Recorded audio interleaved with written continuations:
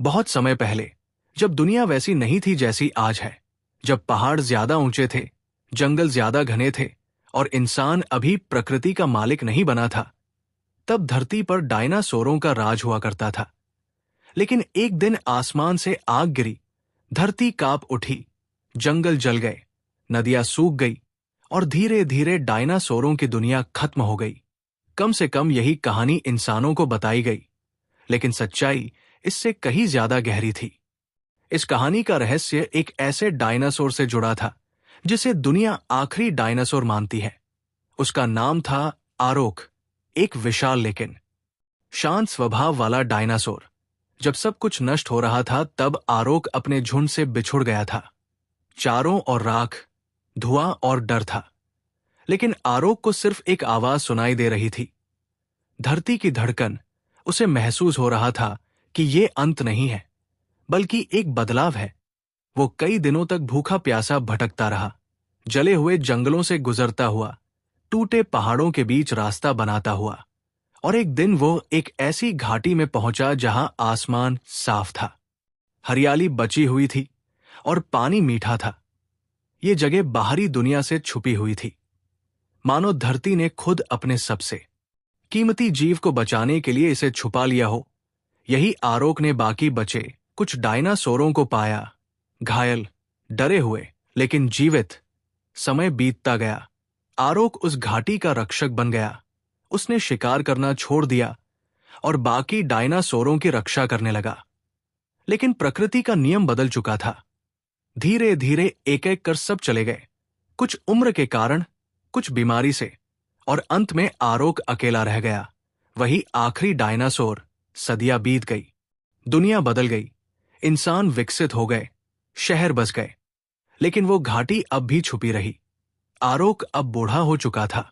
उसकी चाल धीमी थी, लेकिन आंखों में वही समझदारी थी। उसे पता था कि उसका समय भी पूरा होने वाला है, लेकिन वो मरने से नहीं डरता था। वो सिर्फ ये चाहता था कि दुनिया एक बात समझे, ताकत का मतलब विनाश नहीं होता। इसी बीच एक दिन उस घाटी में एक इंसान पहुंचा। उसका नाम था आरव। वो एक वैज्ञानिक था जो प्राचीन जीवों पर रिसर्च कर रहा था।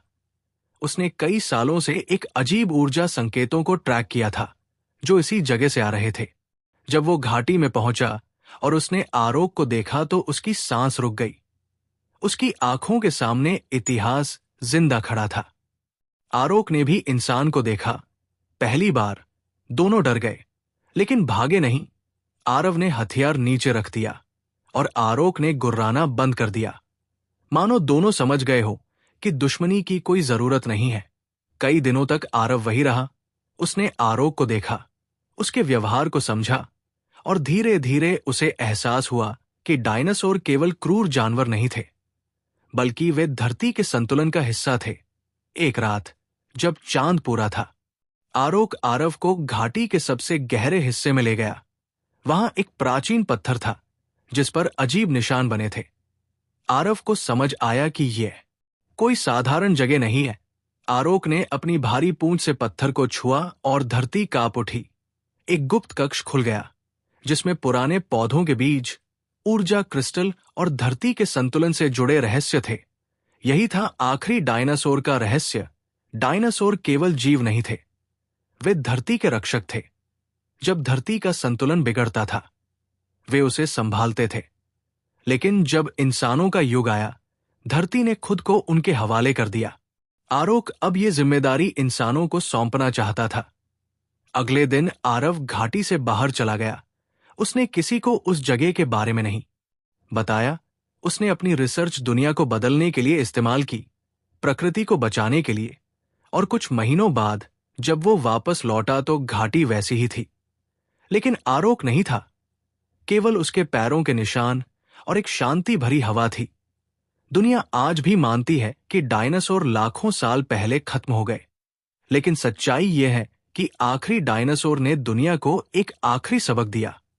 अगर इंसान समय रहते नहीं संभले, तो वे भी सिर्फ इतिहास की एक कहानी बन जाएंगे।